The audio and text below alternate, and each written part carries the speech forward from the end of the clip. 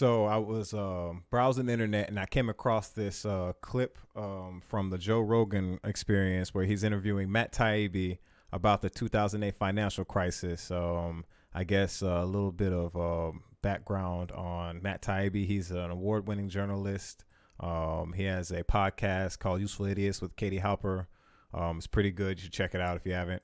And but yeah, also some background on the 2008 financial crisis probably be important, right? Let me actually pull some of that up right now. The financial crisis of 2007 to 2008, also known as the global financial crisis, was a severe worldwide economic crisis prior to the COVID-19 recession in 2020.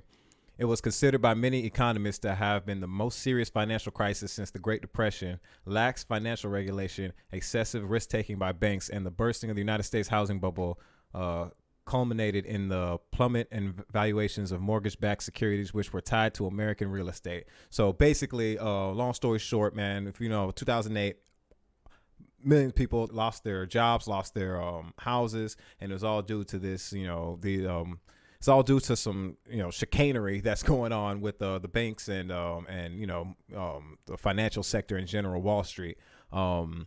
I will do a terrible job in explaining it, so let's let Matt actually take it away with the explanation. And so this is Matt Taibi, and I think it was 2018 on Joe Rogan's podcast, explaining specifically this part I want to go into is how the banks specifically targeted black elderly people to screw over in the crisis. So let's go through that, and on the other side, I want to discuss more about it. So let's go.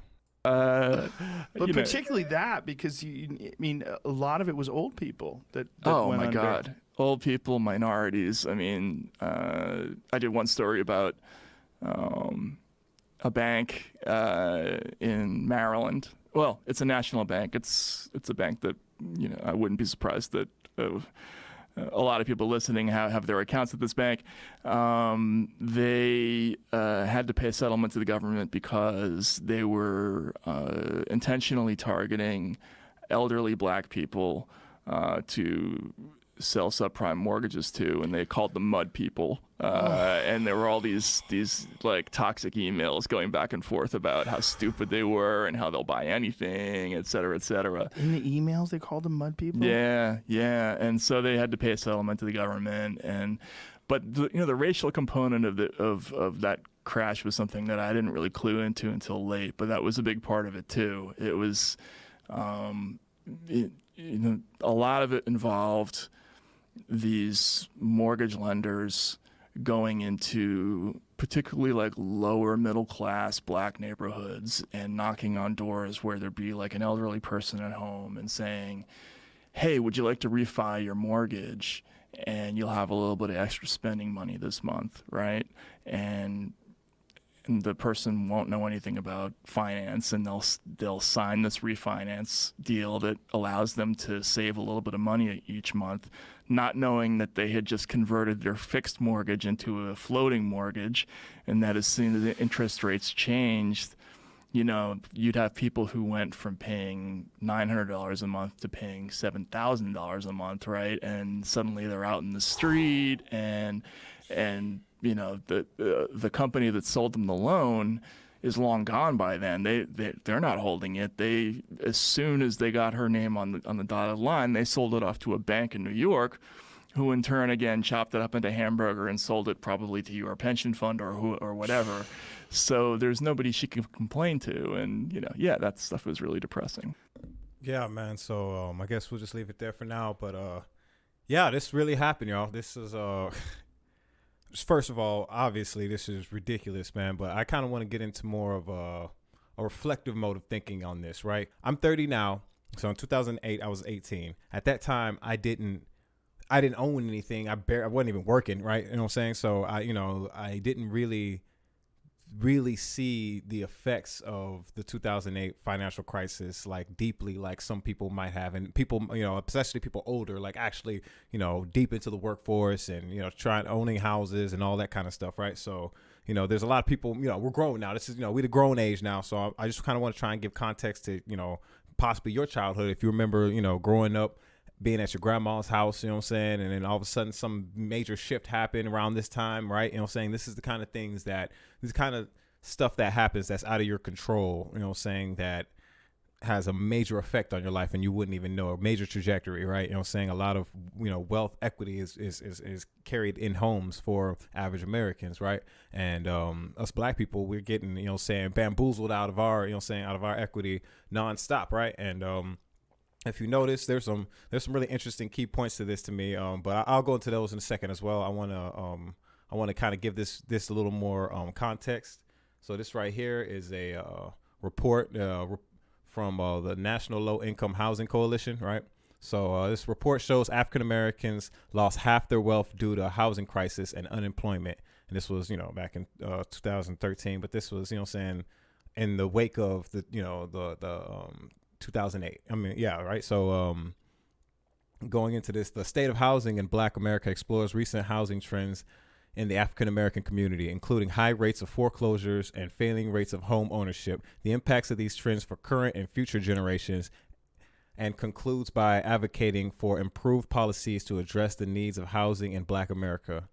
So yeah, man, this is all, you know, if you, like I said, you know, check this, you can just type this into Google, check this report out yourself. But the main point I want to get to is, like I said, man, we don't own nothing, man. And, you know, like, it's another example of, you know, why critical race theory is totally valid and it makes sense, right? This was a systemic issue, right? You know what I'm saying? You heard that bank was calling us mud people, bro. You know what I'm saying? Targeting elderly Black people, you know what I'm saying, that they thought didn't know, you know, didn't understand the difference between a fixed interest and floating, right? You know what I'm saying? And I didn't understand the difference between those things either, you know, until, I don't know, 2 years ago or something like that. Like, you know, so it's just like, I don't know, man. It's it doesn't have to be this way, man. That the thought of, you know, a lot of people, I know there are people out there be like, well, they should just learn, but they should just, nah, man. Like, you know what I'm saying? Like, they're not the problem. The problem is the greedy people, you know, targeting, you know what I'm saying, our people. You get what I mean?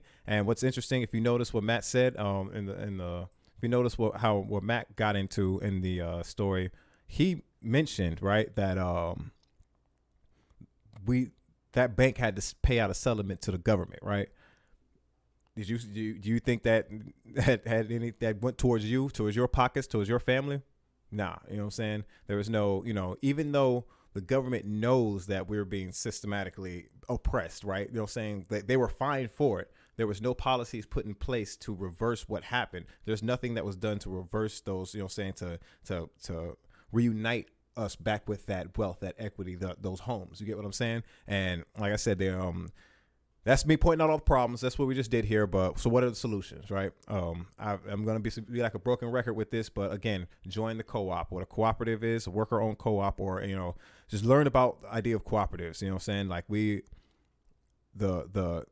the answer is doing this together as a community. You know, we need ownership, you know, especially if you're a regular person, you mop floors, you bartend, you know what I'm saying, you work in the restaurant industry, whatever, you know, service industry, anything like that, man, saying we are the, you know, you need ownership, equity over your lives, over your jobs, the place you spend 8 hours of your day, your job. You know what I'm saying? You need, you know, we need to start building housing cooperatives. You know what I'm saying? We need to start owning together, right? You know what I'm saying? And with that democracy, you know what I'm saying, in place, it definitely dilutes the power. The problem is the power is concentrated at the top. So these people at the top get to do whatever they want. You know what I mean? And we have to dilute their power. How do we dilute power, right? By giving you power, by giving you more power over your own life, more decision making. That's what ownership is. Ownership, all equity is giving you a seat at the table to make decisions over your own life in all aspects, right? You know what I'm saying? Especially, you know, you deserve to be able to be at seat at the table when it comes to your job, the place you spend most of your adult life. You know, say you putting your hard work, blood, sweat, and tears into making better, right? You know what I'm saying? You deserve a seat at the table, and ain't nobody gonna give it to you. You know what I'm saying? You ain't gotta, you know, you ain't gotta ask them for a seat at the table at their place. You know what I'm saying? We build our own, right? You know what I'm saying? Build our own, you know what I mean? Cooperatively together. It's a lot easier to do it by yourself. This concept isn't new. I didn't invent this. You know what I mean? I'm trying to make it popular though. So, right, like I said, MartyandtheBro.com, join the co-op.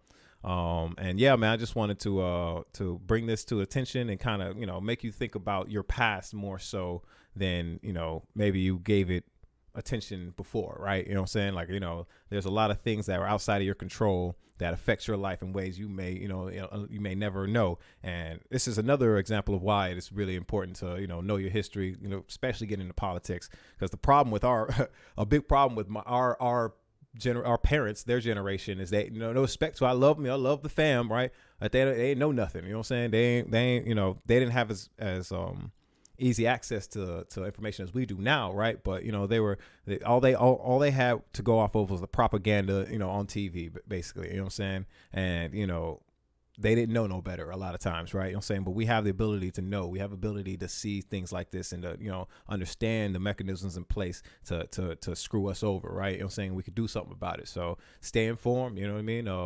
And, always, ain't nothing wrong with backtracking. Look, you see an old video, click on it, man. You know what I mean? You might learn something new, right? So, yeah, that's pretty much all I have for you right now. Like I said, make sure you check out the co-op, and yeah, I'll take it easy. Yo, you like what you just saw? Make sure you like, share, subscribe so the algorithms can algorithm or whatever sorcery they do. Follow us on our socials, links all down in the description, and let's keep rocking.